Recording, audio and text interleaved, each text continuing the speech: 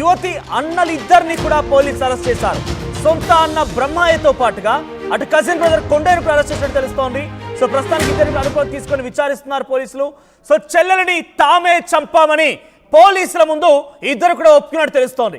గండికోటలో యువతి మృతదేహాన్ని మొదట గుర్తించింది కొండయ్యే.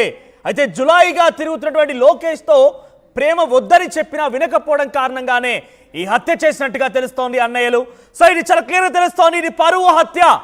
తమ చెప్పిన మాట వినలేదు తమ చెల్లెలు, తమ చెప్పిన వాడిని వినకుండా వేరే వాడితో ఈ రకంగా వ్యవహరిస్తోంది, ప్రేమాయణంలో ఉంది.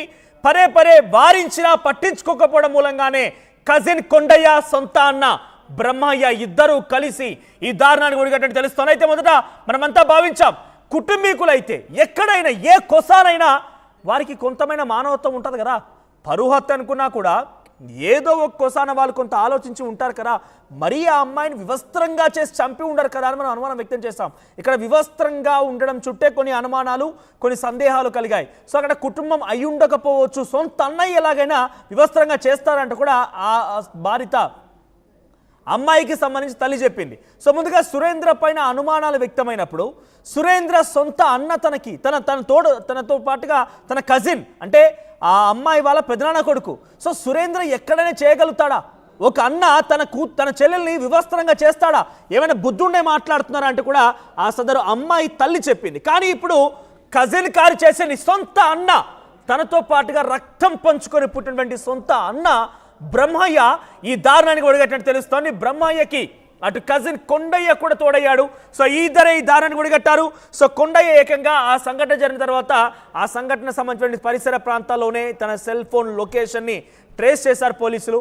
ఆ తర్వాత ఆయన రాత్రంతా అక్కడే పడుకున్నాడట. మరుసటి రోజున ఆ అమ్మాయి మరణించింది అని చెప్పి ఆ మృతదేహాన్ని చూపించింది కూడా కొండయ్యేనట. మరి ఇంత గట్టిగా కొండయ్య ఇన్వాల్వ్మెంట్ కనబడుతుంటే పోలీసులు ఇప్పుడు కొండయ్యతో పాటుగా బ్రహ్మయ్యను కూడా అరెస్ట్ చేశారు. ఇద్దరిని కూడా ప్రస్తుతం పోలీసులు విచారిస్తే వాళ్ళు ఒప్పేసుకున్నారు, ఎస్ మా చెల్లెని చంపింది మేమే, మాకు ఇష్టం లేనటువంటి ఒక వ్యక్తితో తిరుగుతోంది కాబట్టి మేము చంపేశాం. ఇది చాలా క్లియర్. ఒంటరిగా వెళ్తున్నటువంటి ఆ యువతి ఫోటో మనం ఆర్టీవీ స్క్రీన్పై చూస్తున్నాం. సో అక్కడ సర్కిల్లో మీకు కనబడుతుంది చూడండి, అక్కడ నడుచుకుంటూ వెళ్తోంది ఆ యువతి. ఆ సర్కిల్ మీకు పాయింట్అవుట్ చేసి చూపిస్తున్నాము. సో సింహద్వారం అక్కడ ఉన్నటువంటి ఆలయానికి సింహద్వారం అటువంటి ఆ ప్రాంతం నుంచి ఆ ముందు నుంచే వెళ్తోంది ఆ యువతి. ఒంటరిగా బ్యాగ్ వేసుకుని నడుచుకుంటూ వెళ్తామని చెప్పాం కదా. సో ఆ విజువల్స్ మీరు ఆర్టీవీ స్క్రీన్ పై వెరీ ఫస్ట్ ఆర్టీవీ ఎక్స్క్లూజివ్గా చూస్తున్నారు.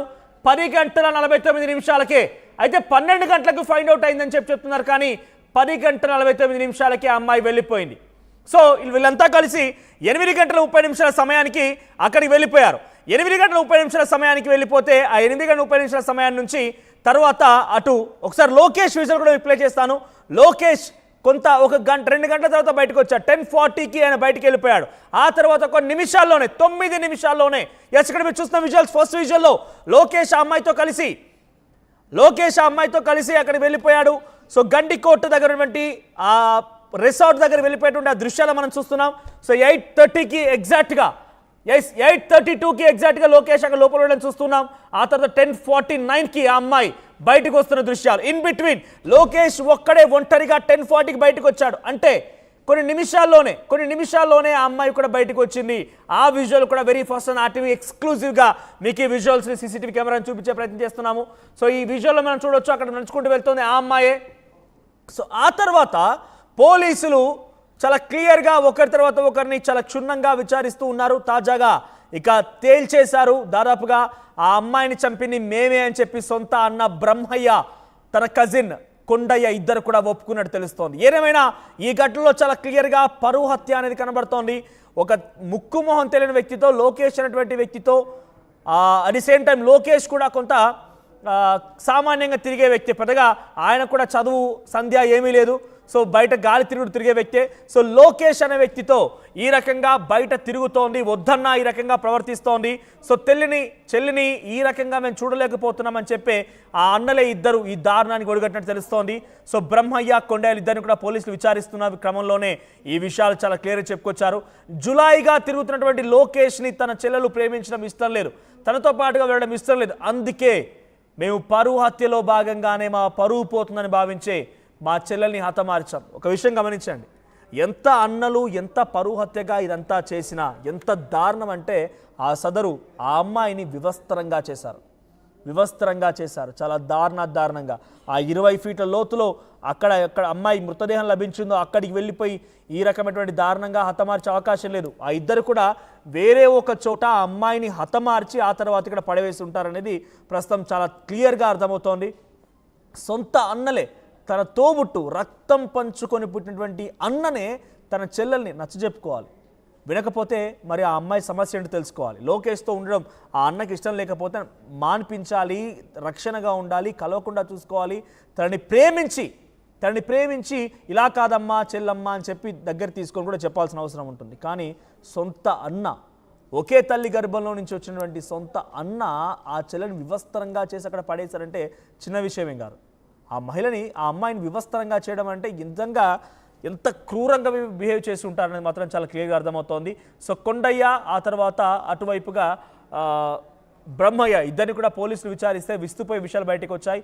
సో మేము చంపేశాము, మేమే చంపింది అని మాత్రం చాలా క్లియర్గా వాళ్ళు చెప్తున్నట్టు తెలుస్తోంది. సో ప్రస్తుతానికి ఇక ఈ కేసుకు సంబంధించి ఒక అంశం కొలికి వచ్చినట్టు భావించాలి.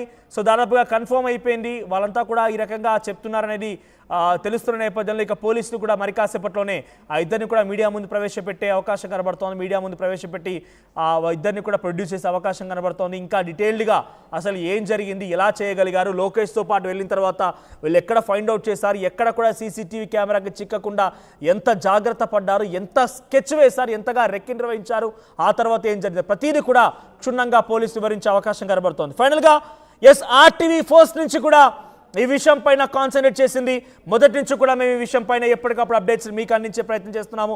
వెరీ ఫస్ట్ ఆర్టీవీ ఎక్స్క్లూజివ్గా మీరు ఈ బ్రేకింగ్ మీరు చూస్తూనే ఉన్నారు. కంటిన్యూస్ కవరేజ్ 8 రోజులుగా కంటిన్యూస్గా ఆర్టీవీ ఇక్కడ జరిగేటువంటి ఆ బాధిత ఆ అమ్మాయికి డెఫినెట్గా న్యాయం జరగాల్సిందే. పోలీసులను కూడా క్వశ్చన్ చేశాము. సో పోలీసులను కూడా మేము అడిగింది ఒకటే, మీరు మీపై నమ్మకం కలగాలి అంటే వెంటనే అక్కడ నీతిలో ఎవరో ఫైండ్ అవుట్ చేయండి. ఎందుకు ఆలస్యం చేస్తున్నారు? మీరే ప్రెస్ మీట్లు పెడతానని చెప్పి, మీరే అనౌన్స్ చేస్తానని చెప్పి పెట్టకపోవడం మూలంగా కూడా మీ వైపుగా వెళ్ళి చూపించాల్సి వస్తుందని కూడా మనం మాట్లాడుకొచ్చాం. ఒక గంట క్రితమే నేను నా కొలీగ్ నందు ఇద్దరం కలిసి ఇందులో ఉన్నటువంటి అనుమానాలు ఏంటి, సందేహాలు ఏంటి చాలా క్లియర్గా మీకు చెప్పుకొచ్చాం. సాయంత్రానికల్లా దీంట్లో మేము కూడా చాలా లోతుగా అటు పోలీసులో ఇన్వెస్టిగేషన్ కొనసాగుతుండగానే మా ప్రతినిధి కిషోర్ తన టీంతో పాటు ఇక్కడికి వెళ్ళిపోయి గండికోట రహస్యానికి సంబంధించినటువంటి ఛేదించే ప్రయత్నం చేశారు. సో ఈ నేపథ్యంలోనే కిషోర్ ఎఫర్ట్స్ చాలా క్లియర్గా కనబడుతున్నాయి. కొండయ్య అండ్ బ్రహ్మయ్య ఇద్దరు కూడా ఈ దారుణానికి ఒడిగట్టినట్టుగా ఇన్ఫర్మేషన్. సో ప్రస్తుతానికి మా ప్రతినిధి కిషోర్ కూడా అందుబాటులో. కిషోర్, సో ఫస్ట్లీ ఏంటి బ్రహ్మయ్య అండ్ కొండయ్య మనం అనుకున్నట్టుగానే వీళ్ళే చేసి ఉంటారా అనేటువంటి అనుమానానికి వాళ్ళు ఒప్పుకున్నట్టు తెలుస్తోంది. మేమే చేశామని చెప్పి పోలీసుల ముందు